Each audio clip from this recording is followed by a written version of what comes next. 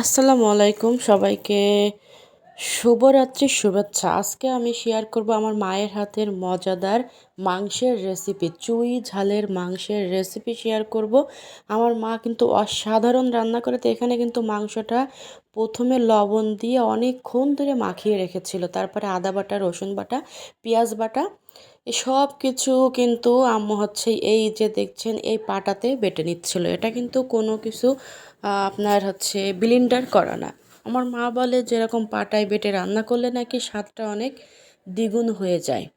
তো এখানে কিন্তু ওই যে দেখতে পাচ্ছেন চুই ঝাল দিছে, এই চুই ঝালগুলো দিছে, এটা হচ্ছে মাংসের সাথে একেবারে গলে মিক্সড হয়ে যাবে। আর এখন কিন্তু গরম মশলা দিয়ে দিচ্ছে, এখানে হচ্ছে এখন তেল দিচ্ছে, মানে ওই মশলা বাটার ভিতরে জিরা এবং গরম মশলা সব একসঙ্গে বেটে রেখেছিল আমার মা, সব সময় রেখে। তো এখন হচ্ছে ধনিয়া গুঁড়া ভালো করে হাতের সাহায্য কিন্তু আমার আম্মু মাখায় নিচ্ছে। এভাবে মাখায় রান্না করলে আমার আব্বুরও খুব পছন্দ হয়, ইভেন আমরা সবাই খুব বেশি পছন্দ করি। তো এই যে দেখেন এটা কিন্তু খুব ভালোভাবে মাখিয়ে নিচ্ছে। তো নেওয়ার পরে কি হয়েছে, এখন আম্মু কিন্তু আধা ঘন্টা মতো রেখে দেবে। এখন হচ্ছে এই যে এখন দিচ্ছে আপনার শুকনো মরিচের শুকনো মরিচ বাটা। এখানে কিন্তু কোনো গুঁড়া মশলা ব্যবহার করিনি, পুরোটাই বাটা মশলা ব্যবহার করছে।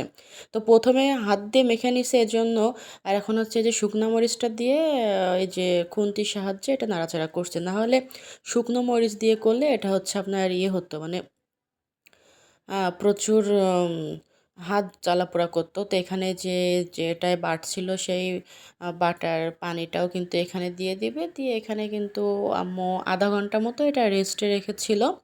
তো রাখার পরে এখন আম্মু চলে যাবে ছাদে। ছাদে একটা চুলা আছে, সেই চুলায় আর কি কাঠের চুলায় রান্না করে নিয়ে আসবে। কি বলবো, মানে এই মাংসটা এত মজা হয়েছিল, এত মজা হয়েছিল যে আপনাদেরকে বলে বোঝাতে পারবো না। এত মজা, এত মজা। আর আমার আম্মুর হাতের রান্না যারা যারা খাইছে তারা সবাই খুব বেশি প্রশংসা করছে। দেখেন এখন কাঁচাই মনে হচ্ছে খেয়ে নিই, মানে এত সুন্দর লোভনীয় একটা লুক আসছে। তো যাই হোক, এখানে কিন্তু আম, এখন চলে যাবে আমার মা এটা নিয়ে। তো আমার মা এখন চলে যাচ্ছে কাঠের চুলায়। এটা কিন্তু এই অবস্থায় রেখে দিবে প্রায় আধা ঘন্টা মতো।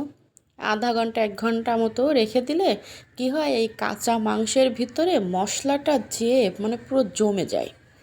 আর এটা কিন্তু কোনো ফ্রিজ করা না, ফ্রিজে ছিল না এই মাংসটা। সকালবেলায় দিয়ে গেছে, আর তার একটুখানি পরে আম্মু আর কি রান্না করছে। মানে টাটকা মাংস রান্নার মানে অন্য রকম একটা স্বাদ, সেটা বলে বোঝাতে পারবো না। টাটকা মাংস রান্নার অন্য রকম একটা স্বাদ। দেখেন আমি ভালো করে দেখিয়ে দিচ্ছি। এখন কাঁচা অবস্থা, এখনও চুলার উপরে দেয়নি, তাই দেখেন কি দারুণ। তো আম্মু কিন্তু অলরেডি চুলায় দিয়ে দিছে, তো আমি একটু পরে এসে ভিডিওটা করলাম। এখন আর কোনো কাজ নাই, এখন আর কি জাল হবে আর রান্না হবে, জাল হবে আর রান্না হবে, মানে একটু নাড়াচাড়া করতে হবে। তো দেখো অলরেডি কিন্তু আম্মুর কষানো হয়ে গেছে, পারফেক্টলি কষানো হয়ে গেছে। যেহেতু রোদ, প্রচুর রোদ, কালারটা ভালো আসছে না, তারপরেও যতটুকু সম্ভব হয়েছে আপনাদের সাথে শেয়ার করার চেষ্টা করছি।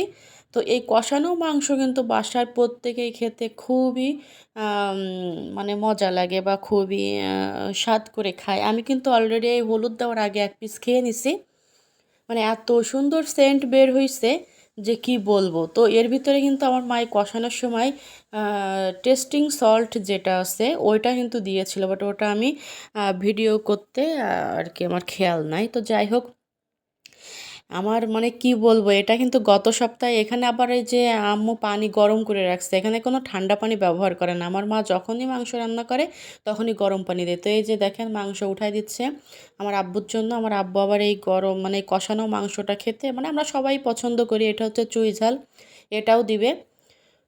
তো কি হয়েছে যে আমি যেটা বলছিলাম, তো এভাবে কিন্তু যদি আপনারা একটু রান্না করেন তাহলে বুঝবেন যে এটা কতটা লোভনীয়। তো এই কষানোর সময় কিন্তু আমার মা হলুদ দেয়, আর আমার মার কাছ থেকে শেখা যে কষানোর সময় হলুদ। তো এখন চুই ঝালগুলো দিয়ে দিচ্ছে। এর আমি গত সপ্তাহে গিয়েছিলাম বাপের বাড়ি, তো তখন আম্মু রান্না করছিল, আমি ভিডিওটা করে রাখছিলাম। যেহেতু আমি সপ্তাহে এখন একটা করে ভিডিও দিই, তো দেওয়ার আর কোনো ছিল না, এজন্য আজকে আমি ভিডিওটা দিচ্ছি। আর এখন কি বলবো, আমি কথা বলতেছি আর আমার মুখে মনে হচ্ছে যে পানি চলে আসছে। হ্যাঁ, মানে মানে আম্মুর হাতের রান্নাটাও খুব মিস করতেছি। তো যাই হোক, যেহেতু এখন বিয়ে হয়ে গেছে, সংসার হয়ে গেছে, তো এখন তো আর খেতে পারবো না। তো এই দেখেন ফাইনালি এটা হইছে। এটা কালো, কালো ভুনা। সবাই ভালো থাকবেন।